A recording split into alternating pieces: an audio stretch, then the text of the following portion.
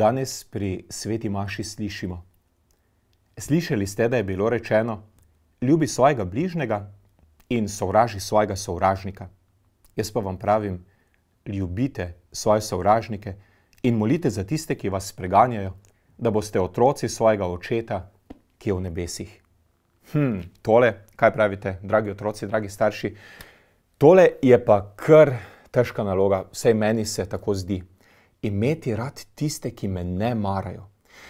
Včasih imamo težko radi še celo tiste, ki nas imajo radi. Včasih se celo bratci in sestrice prepiramo med seboj, pa se imamo radi. Včasih se celo mamica in ati spričkata, pa sta mož in žena in se imata zelo rada.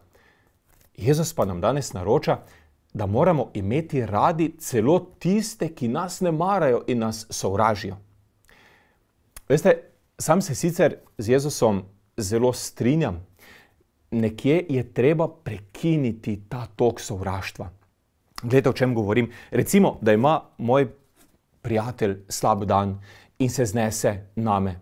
Potem sem seveda jezen in razmišljam, kako bi se mu maščeval. In potem on razmišlja, kako se mi bo maščeval še bolj in tako naprej. In se krog sovraštva kar vrti in to nikamor ne pelje, razen v čedalje večje brezno zla in maščevalnosti in sovraštva. To je treba prekiniti. In Jezus pravi, da smo kristjani povabljeni, da ta krog zaustavimo, da sežemo v roke in si odpustimo, da odgovorimo z ljubeznijo tudi tistemu, ki nas ne mara, ki ta trenutek ne zmore drugega kot maščevalnost. Povabljeni smo, da celo molimo za tiste, ki nas ne marajo.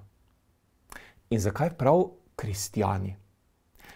Zaradi tega, ker čutimo, kako neizmerno nas ima Jezus rad. Glejte, Jezus nam vedno odpusti, vedno nas sprejme, nikoli ni zamerljiv, nikoli nas ne sovraži, vedno nas čaka z razprostrtimi rokami.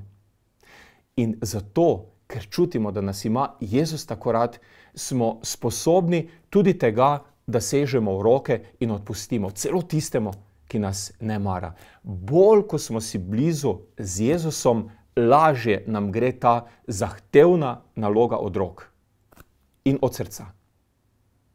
Lepo nedeljo nam vsem želim.